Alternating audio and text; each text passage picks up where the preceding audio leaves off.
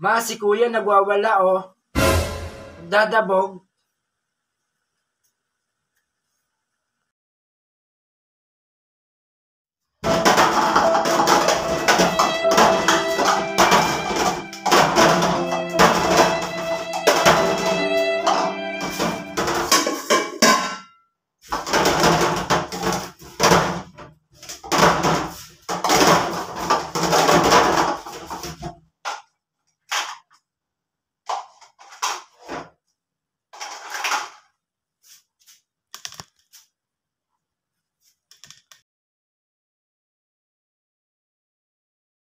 Huwag mo akong iyakan. Huwag mo akong iyakan. Pinaguhugas ka na nga lang ng plato. Iiyak ka pa. Huwag kang kumain.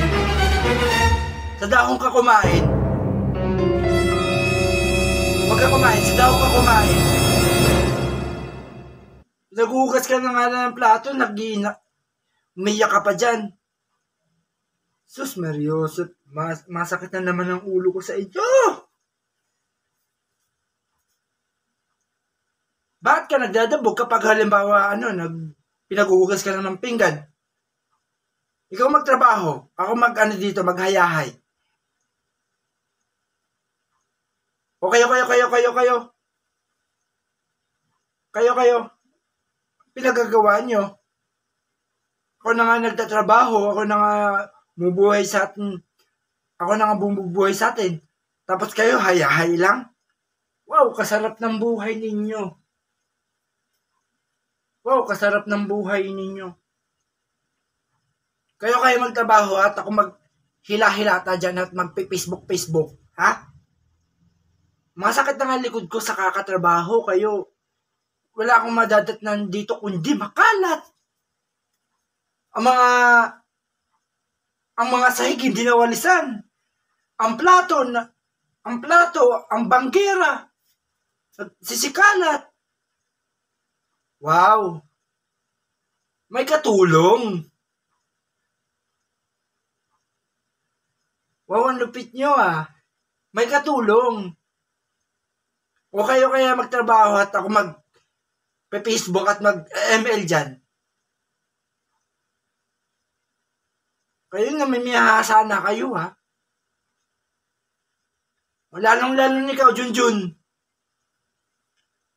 Ikaw, Junina. Hindi mo man pinagsasabihan tong kapatid mo. Ha? Ikaw naman, Oliver. Anong ginagawa mo? Wala, puro Facebook lang. Tanggalin ko kaya internet. At pagsipag naman kayo.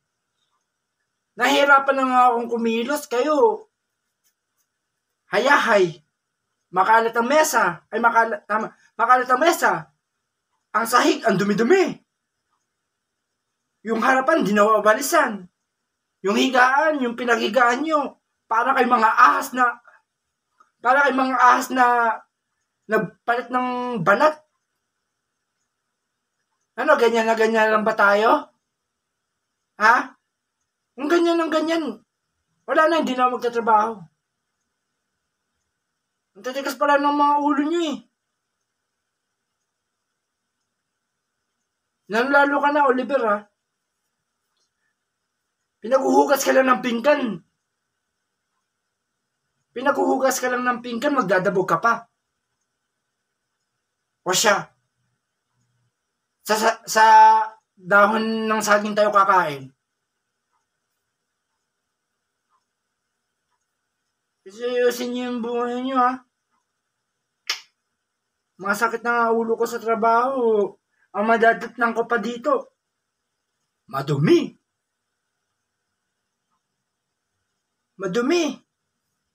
Ang banggera, makalat.